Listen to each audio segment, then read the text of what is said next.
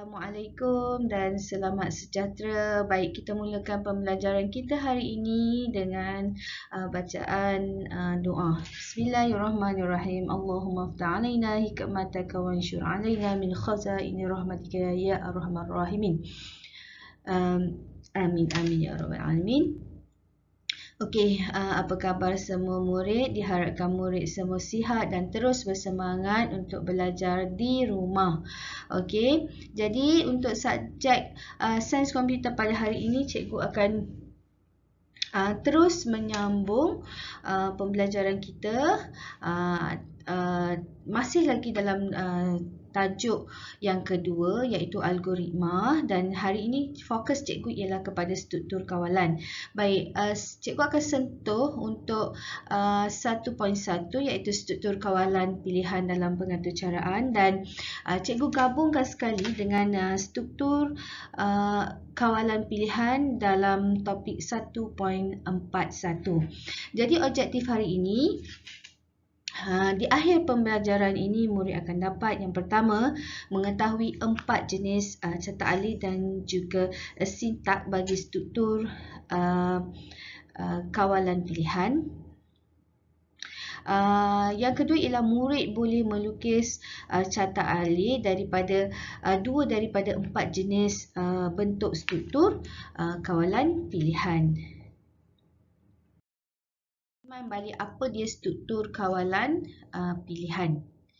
Baik, struktur kawalan pilihan ini ialah melaksanakan arahan mengikut syarat atau pilihan yang ditentukan. Keputusan yang kita perlu buatlah. Okey, so dekat gambar tu kita tengok bahawa ada lane untuk naik theme park kan. Naik roller coaster. So ada lane, jika tiket VIP beratur di lane 1. Jika tiket biasa beratur di lane 2. Okey. Okey, 3 jenis struktur kawalan pilihan. Yang pertama ialah pilihan if. Yang kedua ialah pilihan if else. Yang ketiga ialah pilihan if else if, dan yang keempat ialah pilihan switch case. Okey, kita pergi yang pertama iaitu kawalan pilihan if. Okey, struktur kawalan ini dipanggil if. Okey, rujuk pada rajah berikut, rajah yang tertera iaitu rajah 1.6. Struktur kawalan if hanya melaksanakan pernyataan-pernyataan tertentu seperti memproses data melalui ungkapan sekiranya syaratnya benar. Okey. So untuk kawalan pilihan if ni hanya ada satu pernyataan sahaja yang akan dilaksanakan jika pernyataan itu benar. Jika tidak, terus prosesnya akan tamat. Okey, so boleh tengoklah sintaknya di sini. Okey. So boleh rujuk buku teks muka surat 77. Baik, seterusnya yang kedua. Yang kedua ni ialah struktur kawalan pilihan if else. Okey, kita tengok pernyataan if else digunakan untuk membuat keputusan dalam sesuatu aturcara. Hasil perbandingan itu menunjukkan hasil boolean iaitu ya ataupun benar atau tidak ataupun palsu. Pernyataan susulan bergantung kepada hasil boolean tersebut. Okey, so dekat certak alih ni akan ada syarat, dan syarat ni akan membawa 2 kondisi iaitu benar ataupun palsu. Jika benar, akan ada satu blok pernyataan yang akan dilaksanakan. Jika palsu, juga akan ada satu blok pernyataan yang akan dilaksanakan. Okey, so murid boleh cuba buka buku teks muka surat 78. Baik, seterusnya ialah kawalan pilihan if else if. Ni jenis kawalan pilihan yang ketiga iaitu if else if. Okey, kita baca dulu. Komputer juga boleh diprogramkan untuk membuat keputusan yang lebih kompleks, iaitu dengan menggunakan struktur kawalan pilihan if, else dan if. Oleh hal yang demikian, komputer boleh mencuba syarat boolean yang baharu sekiranya syarat terdahulu menghasilkan kenyataan yang palsu. Sekiranya syarat boolean menghasilkan keputusan benar, pernyataan yang dipautkan kepada syarat boolean tersebut sahaja akan dilaksanakan. Syarat-syarat boolean lain tidak akan diuji. Okey. Kat sini, dekat kawalan pilihan if, else, if ni biasanya melibatkan lebih daripada 2 syarat. Okey. Baik, awak tengok di catat alih tu. Syarat yang pertama, syarat yang kedua, syarat ketiga dan seterusnya lah. Baik, setiap syarat-syarat ni jika benar dia akan melaksanakan satu pernyataan. Jika tidak, dia akan pergi ke syarat yang kedua.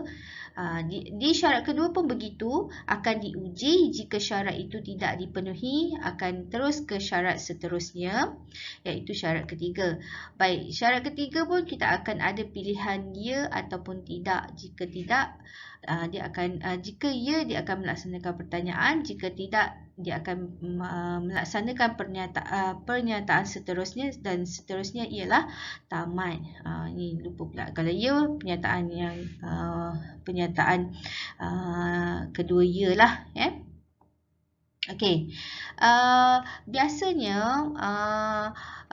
untuk struktur kawalan pilihan if else ni, tadi cikgu dah bagi tahu, dia melibatkan syarat yang banyak. Okey, melebihi daripada 2 syarat. Jadi bila melebihi 2 syarat tu, maka kita akan lihat di sini penggunaan simbol diamond ni akan jadi lebih banyaklah, bergantung kepada berapa syarat yang soalan peruntukan. Okey, so untuk lebih lanjut mengenai struktur kawalan pilihan if, else, if ni, murid boleh rujuk pada buku teks muka surat 79. Okey. Okey, so untuk yang keempat, jenis struktur kawalan pilihan yang keempat ialah struktur kawalan switch case. Nak gariskan sikit. Switch case. Okey, penggunaan if, else, if ini untuk membuat sebilangan keputusan adalah rumit. Kerana pernyataan if, else, if ni perlu diulang banyak kali. Jadi kalau ada 10 syarat, maknanya 10 kali ulangan, dan kita kena gunakan simbol diamond yang banyak. Okey. Jadi pengulangan tersebut, nak ulang-ulang tu, kalau dah banyak kan, sampai 10 kali, 12 kali, pengulangan tersebut boleh menimbulkan kekeliruan kepada pengguna. Jadi untuk mengatasi kekurangan penggunaan if, else, if tersebut,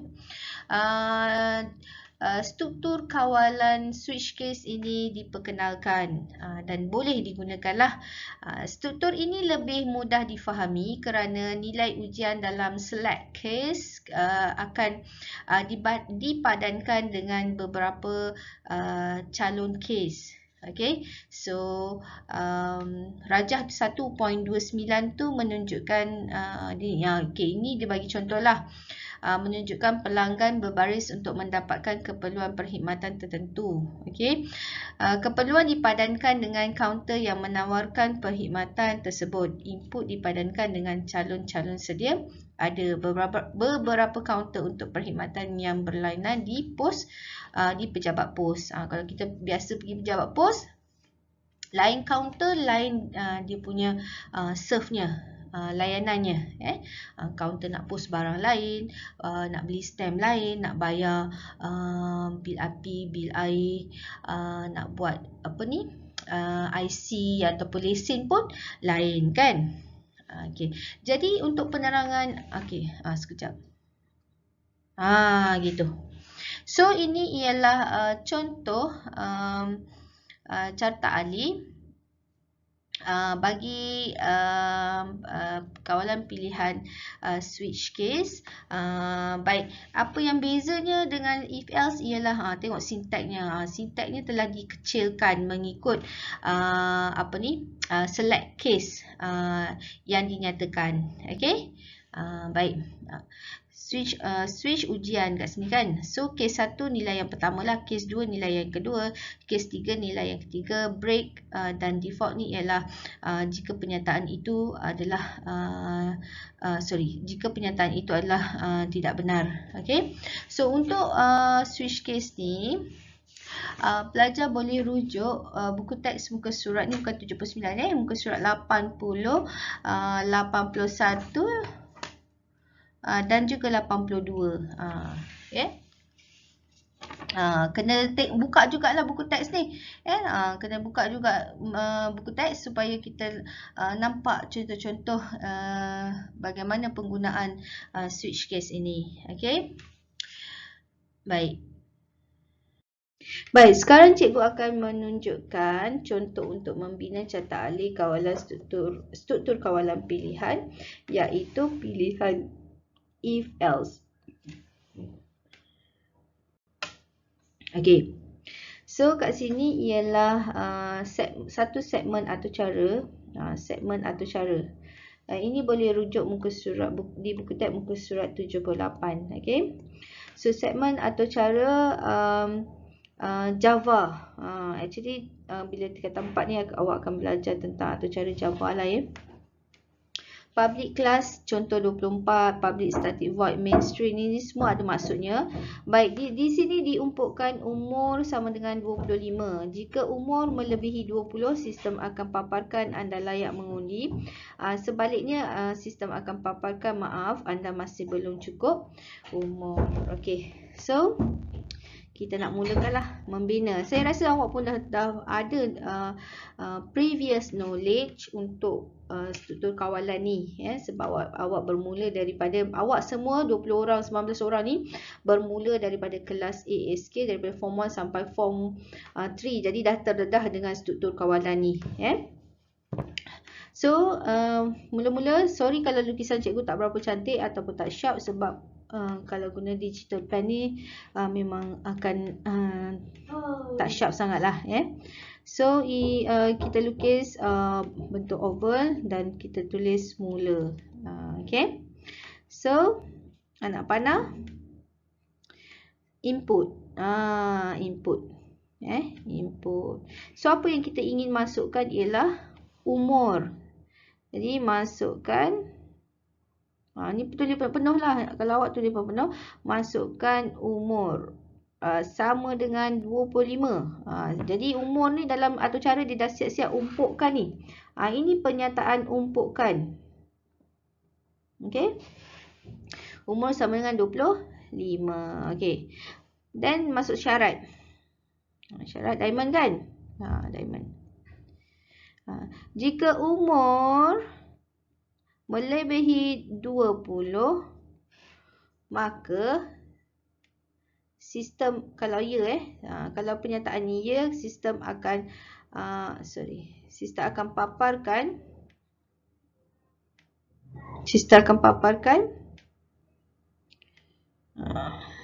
anda layak mengundi. Okey, kalau tidak, tidak kan? Kalau tidak, maaf, anda masih belum cukup umur. Masih belum cukup umur. Okey. So paparan ni bentuk trapezium lah. Input, output kena bentuk trapezium. Anak panah jangan lupa. So garisan tu kena touch. Oh my god, apa ni? Okay. And then kalau ini tidak ini tidak kan, kenyataan tidak. Okay. So tamat. Kat bawah ni tamat. Tamat. Okay. Gitu ya. Okey. So untuk yang terakhirnya ialah di sini cikgu sertakan latihan. So latihan ni buat dalam buku tulis awak. Tuliskan tarikh, hari, tarikh, tajuk hari ni, tajuk apa. So refer nanti slide ni yang pertama, apakah tajuk yang kita akan belajar. So latihan. Okey, soalan ni ialah soalan dari trial 2008 Negeri Terengganu. Trial SPM SK 2008 dari Negeri Terengganu. Jadi soalan ini dikemukakan di bahagian B. So bahagian B ni ada 50 markah actually. Bahagian B ni biasanya ada 4 soalan 4 soalan. Markahnya 50. Okey, kena jawab semualah. Okey. So, soalan 21, anda dikendaki membina sebuah aplikasi untuk mengira jumlah harga kereta selepas diskaun bagi sebuah kereta. Sistem yang akan dibina ini akan membantu jurujual memaparkan jumlah harga yang diperlukan oleh pengguna bagi jenis kereta yang berbeza. So, diskaun kat situ, kereta Proton 5%, kereta Pro 2 10%, kereta Kia 50%, kereta Honda 20% dan lain-lain kereta tak ada diskaun. So, berdasarkan pernyataan soalan di atas, bina carta alih. Bina carta alih ni markahnya 10 markah. Okay. The clue is clue-nya apa? Clue-nya ialah struktur kawalan pilihan if, else, if. Okay.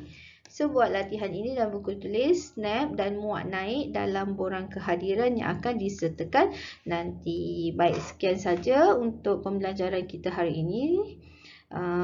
Yang kurang itu dapat datang daripada diri cikgu sendiri dan yang lebih itu daripada Allah Subhanahu Wa Taala. Wallahu a'lam. Wassalamualaikum warahmatullahi wabarakatuh.